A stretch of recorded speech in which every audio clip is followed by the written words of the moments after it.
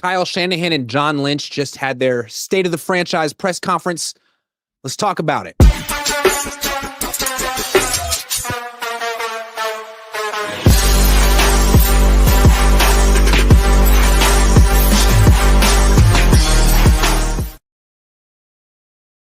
Good afternoon. Welcome to the Cohn Zone. That's Lowell Cohn. I'm Grant Cohn. And as I just said, John Lynch, Kyle Shanahan had a press conference this morning. The big news really, I guess, was about Ricky Pearsall. We found out a few days ago they placed him on the PUP list. And there was some speculation that it was no big deal. He practiced tomorrow. Well, he won't be practicing tomorrow. He's going to miss the first three practices at least, according to John Lynch. But Kyle Shanahan said that he's just fine, and they're just being cautious. Heard that before. What do you think of this news? Okay. In my younger and more vulnerable days, I used to run a lot of track, and I got any number of hamstring pulls. You sprint, you get a hamstring pull. 3 weeks, Iggy. Everybody knows that. You get a regular, normal hamstring pull. It hurts. You can feel it. It hurts. You need to take good care of it, and you're ready to go in 3 weeks. How long has it been since Pearsall hurt his hamstring? Well, Kyle said that he didn't know OTAs. He was already injured when the OTA practices start. I think that's phase 3. There's phase 1 and 2, which is not in front of the media. So at some point in May. Okay, so that's June. So it's a couple of months. That's correct. Okay. It doesn't say, although Kyle said today it was a normal hamstring pull. I knew a lot of track athletes, and 2 months is too long. So here's what I want to say, and I want to be very careful in how I phrase this. I am not accusing the 49ers of lying. I'm not. I'm saying they're careful with the truth because they want to protect themselves and they want to protect their player. If I were running a football team, I would tell as little as possible as well. Having said that, I have to feel, in my humble opinion, that it's not a regular hamstring pull, that something else went wrong that was beyond normal and regular. Otherwise, Iggy, he'd be out there tomorrow.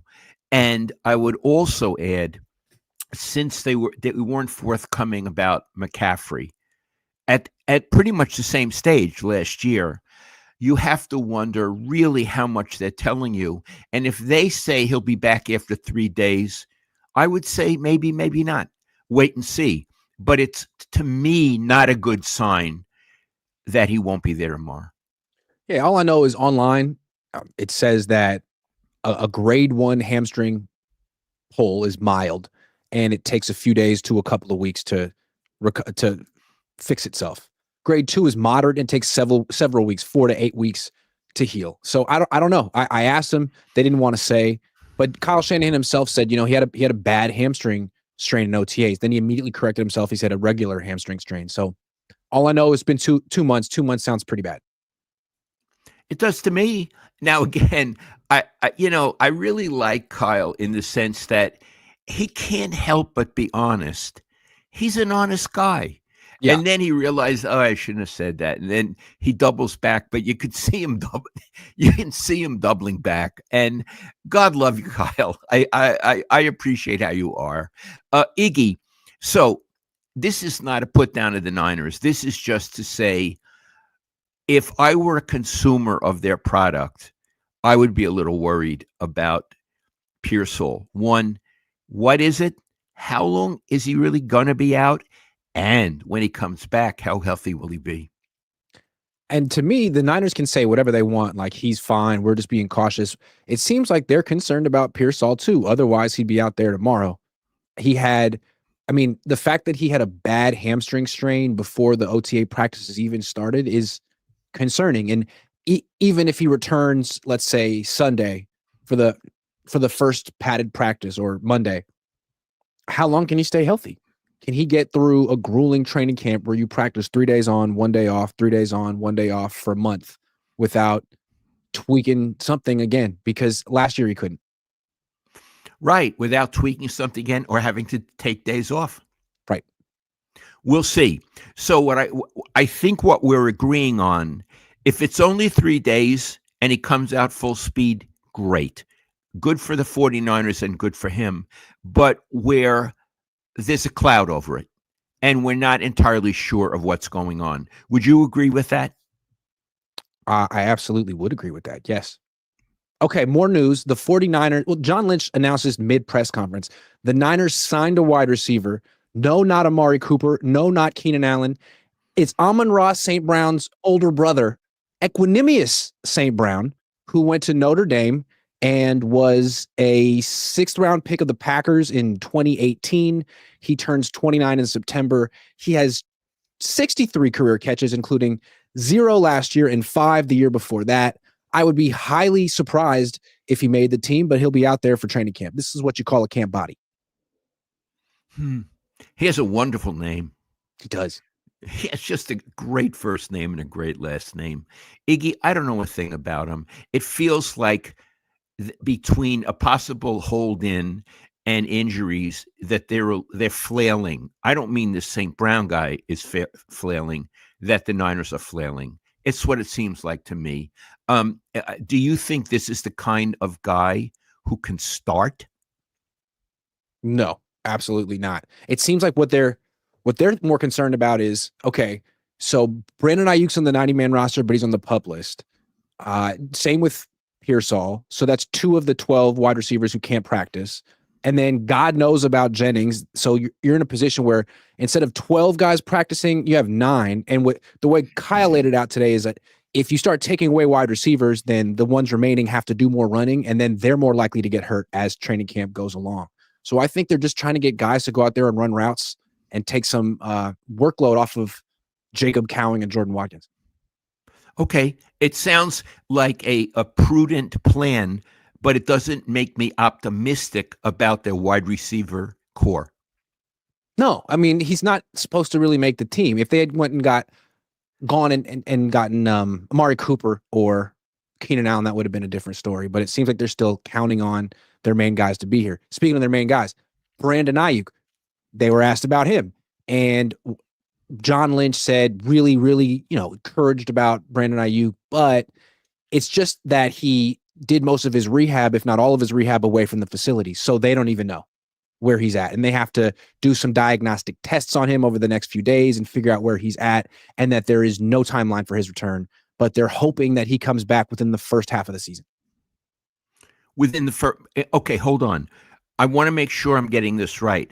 They're hoping, keyword, he comes back during the first half of the season. That's a reasonable paraphrase of what he said? That's what Kyle Shanahan said. There's currently 3 players on the Niners rehabbing ACL injuries: Ayuk, Malik Mustafa, and rookie quarterback Curtis Rourke. And Kyle said the hope for all 3 is that they return at some point in the first half of the regular season.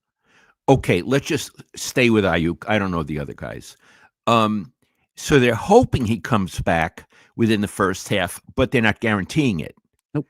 So just following this logic, it could mean he won't come back in the first half, and he might come back in the second half, and he might not come back. Correct. So, Iggy, that's really, in a way, we buried the lead. That's more significant than Pearsall. He's a better player. He's more central to what they do. And really what they're saying is they have no idea because they haven't really examined him yet. They have no idea. I do find it kind of interesting that Ayuk spent the offseason away from the team, and I actually am not that surprised. Why are you not that surprised? And be careful. Don't say anything to get yourself in trouble. Eric Branch wrote it today, like predictions for the year. Number 1, Brandon Ayuk will make a passive-aggressive post on social media about the 49ers. I can't prove it, but it seems like he's somewhat perturbed with the organization. Not exactly sure why. And the news that he hasn't been around the organization to do that checks out. I could see him wanting to do it on his own. Okay, he may have very good trainers and medical people. Lord knows he has enough money. Sure. So again, I come back to for what me is the key point. What are they saying about when he's going to come back? What they're saying is they don't have a clue. and it may be a long time. Am I drawing wrong inferences? They don't have When a he clue, when and it may be a long time. the first thing that Lynch said when asked about Ike, he was like, "Look, he did a lot to his knee. Like, it's a massive, massive injury." So Mayoko floated it a couple of weeks ago that there's a chance that Brandon Ayuk could be out there for week 1. I'm sure there is a chance, but there's also a chance that he might not even be out there until November. Right. Yeah. He And might not be out there at all. Who knows? That's what I'm saying. Who's to say November? Yeah. Yeah, he might not be, because that's what the Niners sort of did with Greenlaw last year. They were like, hey, there's a chance he might play week 1. And then every week we ask him, they're like, yeah, he's just not quite ready yet. And then week 16, they decided he was ready.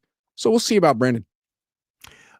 As Iggy knows, I'm friends with a sports doctor, and I had lunch with him yesterday, and we talked about this stuff. And he is highly skeptical about Ayuk and McCaffrey. He feels that their injuries are so serious that they may never be the same player again. Now, he's never touched them. He's never met them. He's never examined them. So this is just an opinion from afar, saying this is a possibility, not a certainty. It's a possibility they may never be the same again. When players tear their ACLs, a lot of times you'll hear John Lynch or general managers talk about it was a clean ACL tear, meaning he didn't tear anything else.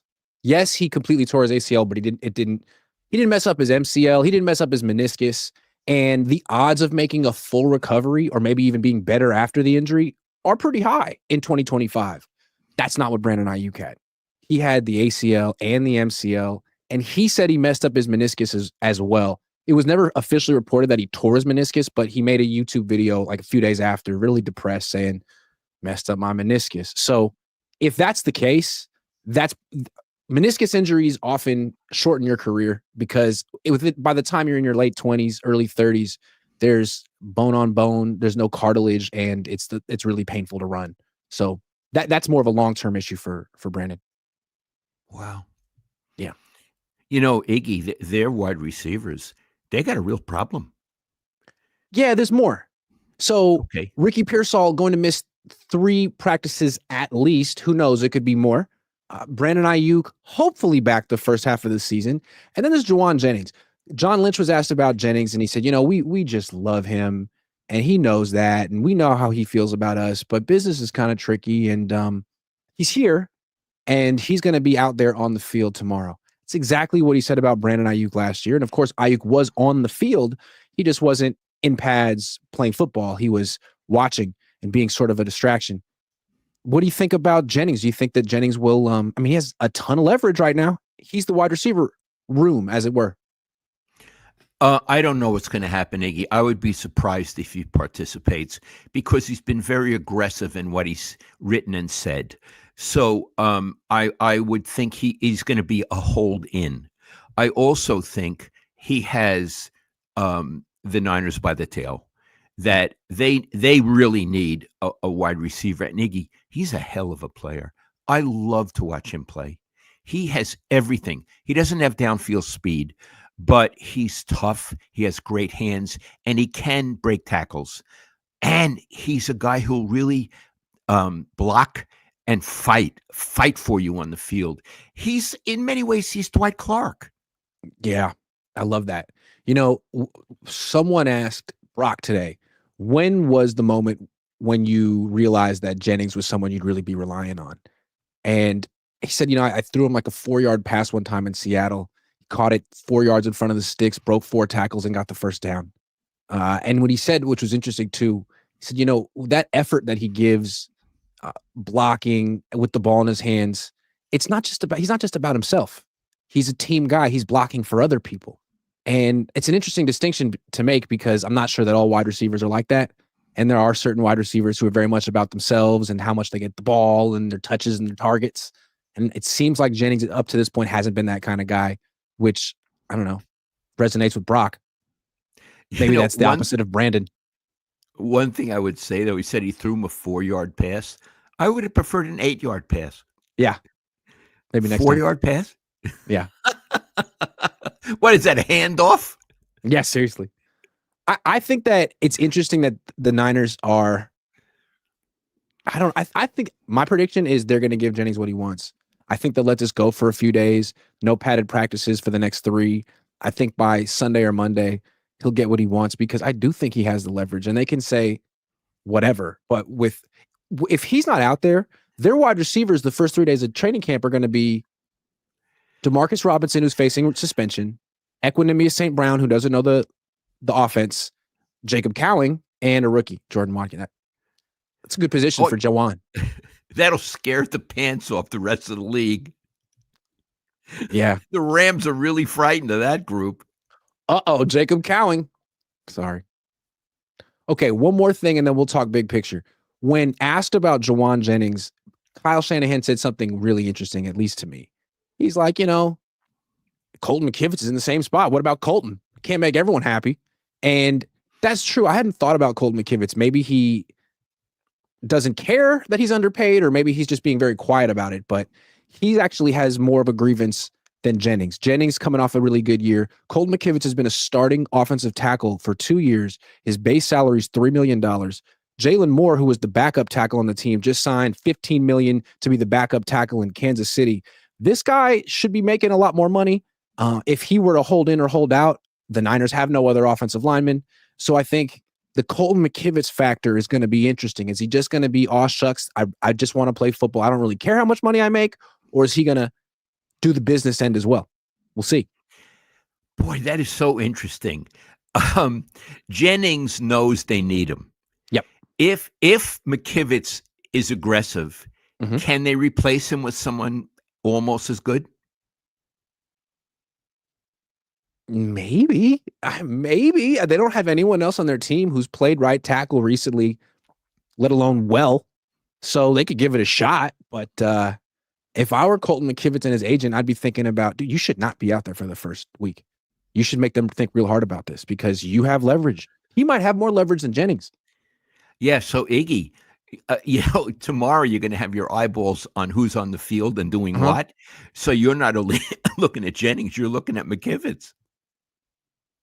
I mean, when they gave him this extension, they didn't know what McKivitz would be. He was a backup player who was getting an opportunity to be a starter. He really improved last year. He's in his last year of his deal. Next year, someone's going to sign him to be a starting offensive lineman. He's established himself as a starting offensive lineman. Those guys make $15 million a year minimum. Aaron Banks just got $19 million a year from Green Bay, and he's a average starter at best. So guys got a grievance, and he plays a really important position. They have their backup offensive tackle is Spencer Burford, who's a guard. And he can't, you need him at left tackle for when Trent Williams goes down. So I don't know, Colton, they didn't see Colton coming, Dad. It's always the guy you don't see coming. You know what?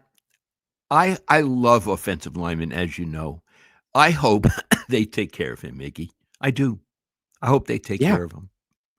Because the difference between Colton McKivitz and Jennings this year and like Ayuk last year, it was like an ego vanity thing. I need $30 million a year to prove that I'm the best and I'm the number one guy and I'm elite. I don't think McKivitz or Jennings need that. They're just like, hey, I'm a starter and you're paying me backup money. That's not fair. I just want starter money. That's a different conversation. I think that's something I can get behind. Guys getting paid what they deserve. Yes. The whole Ayuk thing turned me off from him, of him. These two guys, I'm firmly in their corner. I want them to be well paid and happy. I do. Me too. All right. So all off season, the Niners have had these themes. They extended Purdy, Warner, and Kittle so quickly in contrast to how they've done business the last, 5, 6, 7 years. And when they were asked why they did that, they said, well, this year we want to do things different. We wanted to get our business done early so we could avoid the drama later because we had a lot of business carry over in training camp last year and it turned into drama and didn't help. So this year we're going to be different. Cut to now, they did their best, but you got the Jawan Jennings drama. You got the Ricky Pierce. You got the Colton McKivitz drama potentially. And Kyle was asked about it today. And he's like, you know what? It's business. not all business is drama. And if you want to avoid all drama, then you just have to pay every player what they want immediately. And that's going to tear apart your team. So actually, this business carrying over into training camp, it's not a bad thing. What do you think? I think business carrying over into training camp becomes drama. I mean, Every time. tell me that the Jennings thing isn't drama. Yeah, they're acting like they're going to manage this. Like, what? They're going to prevent me from talking about it? I'm going to talk about it every day. And you're not the only one. I'm sure everybody's writing articles about it. Everybody's talking about it. And we're not doing it to spite the 49ers. We're doing it because it's big news. Yeah. And the big news is, one, he's unhappy. And two, there needs to be a resolution one way or the other. Yeah. So when Kyle says it's just business, of course it's business, but it's business that is now also drama. And they don't want it, but they got it. And the point is, Iggy, they could end it right now. They could sign him to an extension and big money in the next minute, and then it's no longer drama anymore. Right. Because if he holds in like Ayuk last year, this is the way it works. They do a practice. Instantly, I want to give my reaction to what happens. And not just me. Everyone there wants to say what happened in practice. But if Jennings is holding in and standing there but not practicing, that's bigger news than anything that happened in a practice in July. Brock Purdy threw 2 touchdown passes. That's secondary to the fact that Jawan Jennings was there. And what people want to know is, was he happy? Was he sad? What was he wearing? Was he wearing Niner stuff? Who was he standing next to? All that stuff is drama. Drama. Right. And they'll want to know, was he talking to the head coach? Or was he not talking to the head coach? Did he ignore the head coach? Did he give the head coach a hug? What kind of hug was it? Was it a bro hug? Was it an aggressive hug? Was it a kind of a passive-aggressive hug? Did he give John Lynch and Kyle Shanahan the same kind of hug? And if not, what did that mean? We did all that last year. With him and Deebo Samuel. And Ayuk. Yeah. I'm sorry, with Ayuk and Deebo Samuel last year. So I'm not blaming the Niners. Again, this is what happens. But true, you're right. The news, until they settle the thing with Jennings, is Jennings, not Purdy, unless Purdy hurts himself. Correct. If Purdy hurts himself, even if Purdy throws a bunch of interceptions, the big news is Juwan Jennings. I agree with you. As a journalist, I agree with you. Thank you. And again, it seemed to me that the Niners were saying part of the reason we underperformed last year is that the focus wasn't on the field. There were a lot of reasons, but that was one of them. And we're in control of that. We can put the focus back on the field. Well, Jennings making it hard for you. And now you got to decide, is he worth it? Is Jennings worth the drama? And it almost felt like Kyle was saying, it's just Jennings. It's just McKivitz. We're not talking about Brandon Ayuk here. These guys can't hold up our season. I mean, I think they can. I think Colton freaking McKivitz could hold up your season because you have no one behind him. No one. These are 2 essential players. Mm-hmm. McKivitz is a good player. Jennings is a hell of a player. Iggy, he's a hell of a player. He's a hell of a player, and the quarterback loves him. Yeah, hell of a player. Right. For the game that Purdy plays, Jennings is perfect for him. Perfect. Perfect. Absolutely perfect. And clearly he even said, I hope they get it done soon, right? Yeah, I asked him point blank because someone was asking Brock all about how it feels to be rich now. It's like, all right, that's great. But part of your responsibility as being the highest paid player on the team is to sort of help your teammates get paid too. And now Jennings, your number one target, is sort of in a tug of war with your organization. Why don't you give a vote of confidence or something, a public support? And he did, to his credit. Because last year with Ayuk, he was like, yeah, I really trust the organization. Whatever they want to do, I support. It was like, damn, man, that's cold. That's cold. Yeah. But this year, and he didn't do it because they're friends. He did it because he needs them. Correct. Needs them. Absolutely. Okay. So I asked Kyle about the rookies. He sort of talked about him at first and said, it's important with rookies. You can't just bench them when they make their first mistake. They need the reps. So I'm thinking, okay, here we go again with the lumps theory, the lumps corollary. So I say, are you committed to quote unquote taking lumps this year and letting these rookies learn on the job and potentially losing a game or two early in the season that you should win while they figure it out? And he kind of gave this long pause like, yeah. And if I had better veterans, I'd play them. Like, we're going to play the best players. It just looks like these rookies might be our best options. And he didn't say why. I think we know why. What do you think of that answer? I think we need to give some context. Who are the rookies and how many are there and where are they playing and are they starting? Sure. 5 on defense, 3 on the D line, 1 at linebacker, 1 at nickel. So it's the first round pick, Michael Williams, second round pick, Alfred Collins, those guys on the D line. And then CJ West, a 4th round pick, also on the D line. Linebacker, Nick Martin, 3rd round pick. Upton Stout, nickelback, 3rd round pick. Their first 5 picks all on defense are expected to play. To start? To start. Now, Upton Stout's a nickel. You call that guy a starter. Nickelbacks play about 70% of the snaps. Okay. And then Alfred Collins and CJ West, they could start, but maybe not play on 3rd down. So they'll play a lot. Okay. So there are 3 guys who will start and 2 who will play a lot, and they're all rookies. Let's go through this.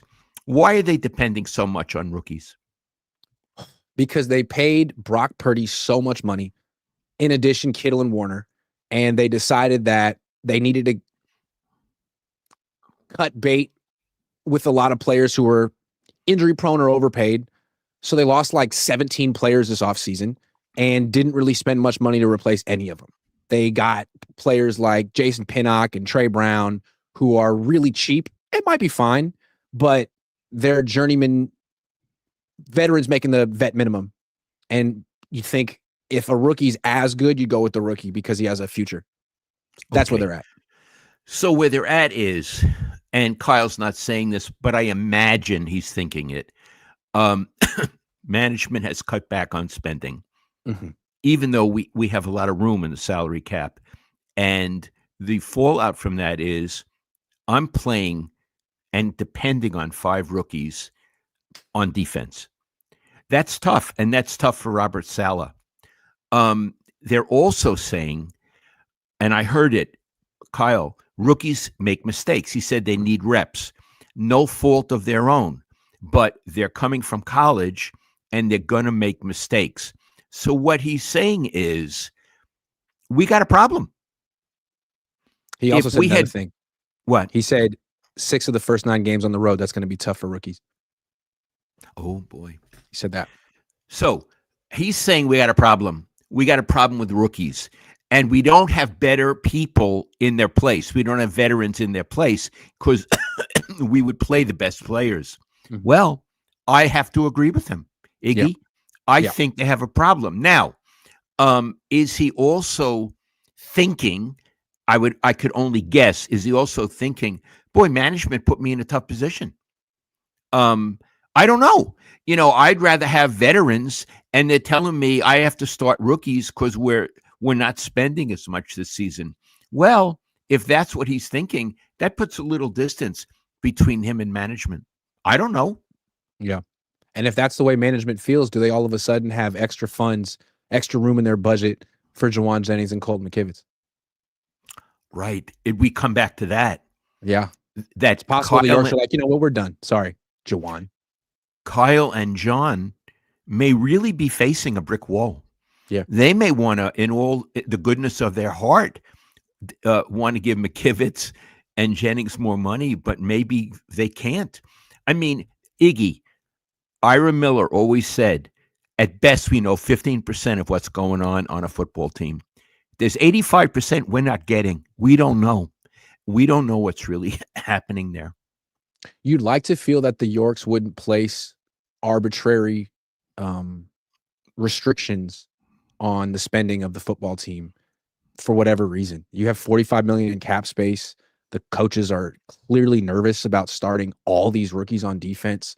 There's still all kind of vets available, and you're over here signing Equinemi as St. Brown and guys who probably aren't going to make the team, making the vet minimum. I mean, it's not their fault, but I do. My heart goes out to them a little bit. It seems like it's something that Eddie wouldn't do. I mean, what matters more to you? Putting the best product on the field out there possible, or saving some money? Eddie would spend a lot of money. I'm going to give a counter argument to you, one I've heard you make. It's true they seem a little cheap, management ownership this season. Iggy, in the last few years, they've spent a lot of money on that team. Last year, they spent a lot of money and they won 6 games. They may be thinking, This is ridiculous. And I can see their point of view. Yeah. They could say, like, look, you told us last year that we had to pay Brandon Ayuk, and we did, and that didn't work out. Now you're coming to us at the same time of the year telling us we got to pay Jawan Jennings. No, we won't. Sorry. Work it out. Yeah, it could be. And it wasn't just Brandon Ayuk. Didn't they bring in some guys on the defensive line? They paid a lot of money. They signed Leonard Floyd. They signed Malik Collins. The year before that, they signed Javon Hargrave to a huge money deal. All those guys are gone. All of them. Yeah, a lot of money. Devondre Campbell wasn't cheap, and he was awful. And he quit. Yeah. Anyway, so what I'm saying is, I wish, again, I'm not a consumer, but for consumers, I bet they wish they're spending a lot of money. If they're not, I could understand that too. And we don't have a dog in this fight, Iggy. No, absolutely not. But here's the thing. So Kyle and John did a very tactful job of laying out their excuses for this year without saying, hey, guys, go easy on us. They made it seem like they're optimistic and up for the upcoming season. It's just they just want you to know a little bit of context. There's going to be a lot of rookies, and they got 6 of the first 9 games on the road, and things could go wrong before they go right. So if things go wrong this year like they did last year and they miss the playoffs or have a losing record, do they get these excuses? Will fans, will media, should the owners say, you know what? There's a lot of rookies out there. It's kind of not fair. Right. They have excuses. A lot of rookies, new defensive coordinator, injuries. They're lining up their excuses right now with Ayuk. I mean, they got business issues right now. And yeah, they have a lot of excuses. So here's what I want to say. This is their 9th season, Iggy. If they have a losing season, despite all their excuses, and some of them are valid, I would fire them. I would. I don't think in your 9th year you should have a losing season or be rebuilding. This is serious business. Football is serious business. Eddie fired George Seifert after he won 2 Super Bowls. This guy hasn't won 12 games. Yeah. This guy hasn't won 2 Super Bowls. This guy's lost 3 Super Bowls. No, I would say, you know what? I appreciate your excuses, and you've used them before, and we had patience. Plus, we're not giving you a 10th season. Only Bill Walsh or someone of his caliber gets a 10th season. You don't get a 10th season if you have a losing record. So I'd say no. And is this too soon to bring this up? No, because they already essentially said, give us a break early in the season because we have rookies and we have a lot of away games. Okay, you're bringing up your excuses. I want to tell you what I think of them. I think they're valid. And if you have a losing record, I own the team, I fire you. I say thank you for your sincere effort.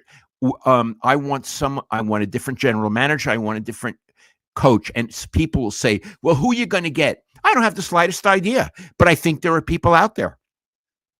Yeah, I mean, they had Brock for 15 games last year and only won 6 of his 15 starts. If they have Brock again this year and they can't win, they extended Brock. They like Brock. They feel that they should be winning with Brock, even at his price point now. So they got to find a coach and a general manager who can win with Brock. They got another chance this year. What's the excuse? You have your quarterback. He's supposed to be really good. You should be winning. The Dolphins win more than they lose when they have Tua, who isn't that good. You guys should be winning with Brock. In addition, Iggy, I don't think this is the 49ers. This isn't Tennessee. This is the 49ers. I don't think you want to reward losing or institutionalize mediocrity or worse. These aren't the Raiders. These are the 49ers. They were great when they were great because no one had a standard higher or close to them. They have to embody the highest standard of football. And the Yorks need to understand that and need to do what they have to do to enforce that standard, even if it means hurting people's feelings and firing people. That's how it goes. These are the 49ers.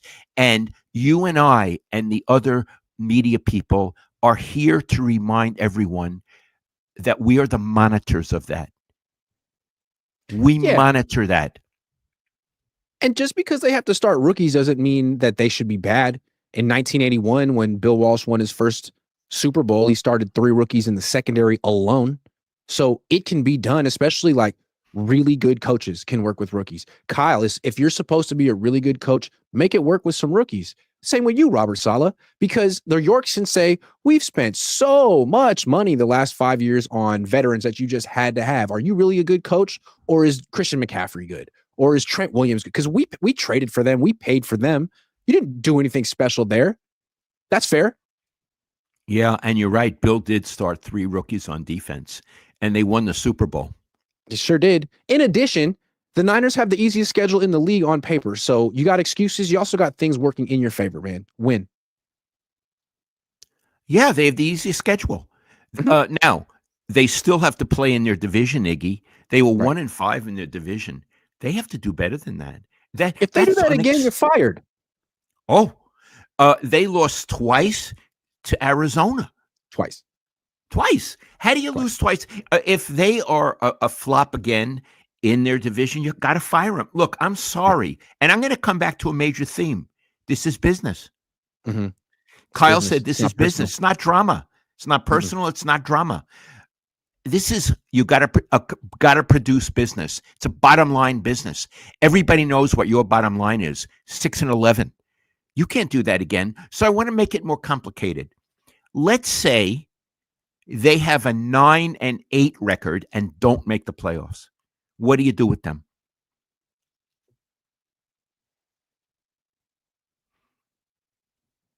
I guess it depends. Like if they start the season 1-7 and then win like whatever 8 of their last 9 games, I'd keep them.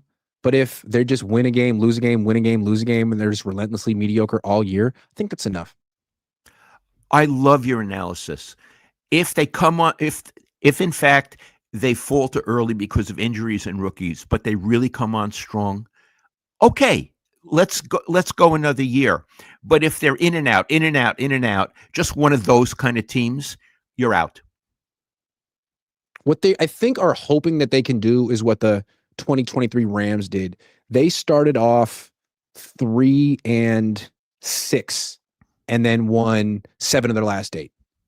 They were a young team. They had a whole youth movement, especially on defense. So we'll see if they can pull it off. Last year, they tanked down the stretch. Yes, that's We'll see disturbing. if they can finish strong. Finishing strong would involve Trent Williams being on the field because they can't win without him. And Colton McKivitz, too. Don't you forget about Colton. Iggy, do you know Colton McKivitz? Yeah, I know Colton McKivitz. Okay, that means he doesn't like you. Me. No, but he's cool. Like he'll come by and like say stuff like, I don't know exactly what he would say, but he would make little quips about, oh, here's Grant Cohn. Like, sorry, Colton. Where did he go to school? West Virginia. Oh, I love West Virginia. The Mountaineers. The Mountaineers. Yeah. And what's funny is they John Deere put Brock Purdy in a couple commercials. And Brock, I don't think he's that great of an actor yet. Like he still has to get a little. Colton McKivitz is funny. They would have him and Colton McKivitz in the commercial together, and Colton's a complete natural. He stole the show. So I just want to say that. So, okay. Let me ask you this. He's clearly is not wild about you. A lot of people there are wild about you, but you kind of get a kick out of him. I like him. Yeah. So you would like to get along with him? I would like to get along with him. He's down to earth. He's a good player. And I think he should get a raise. Colton, if you're watching, I'm advocating for you. The other thing, and I have to say, Iggy's favorite players are the defensive backs, and I get it. Ronnie Lott, I love Ronnie Lott. Mine are the offensive linemen because they're so smart, Iggy. They're the smartest on the team, right?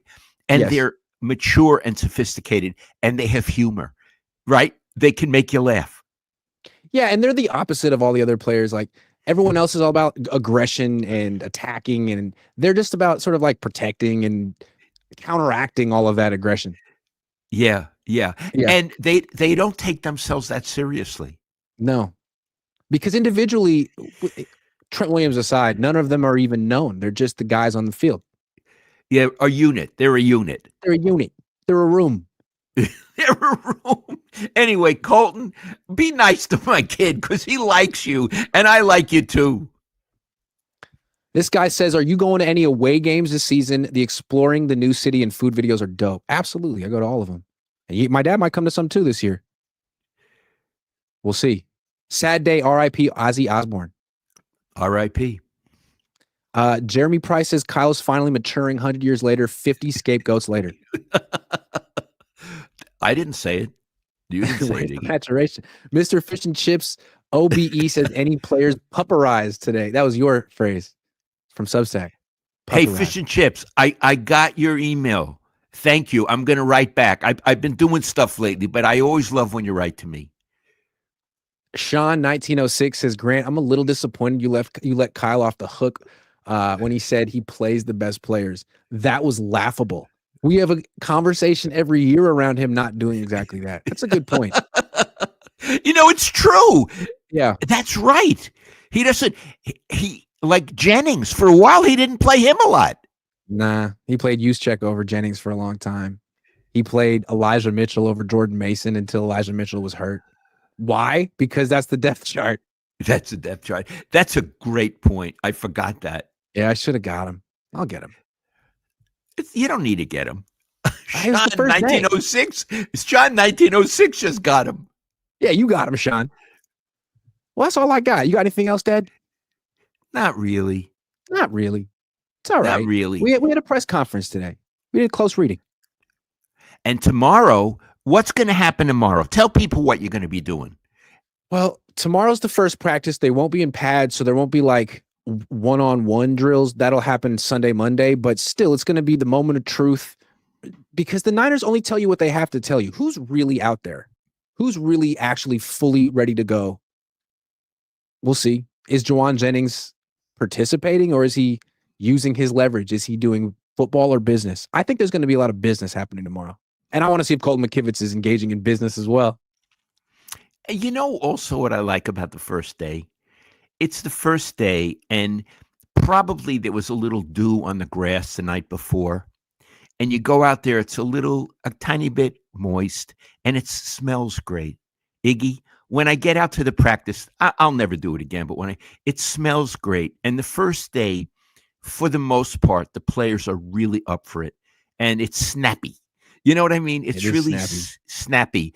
And you hear a lot of whistles. Yep. You hear a lot of whistles, and I like the whistles.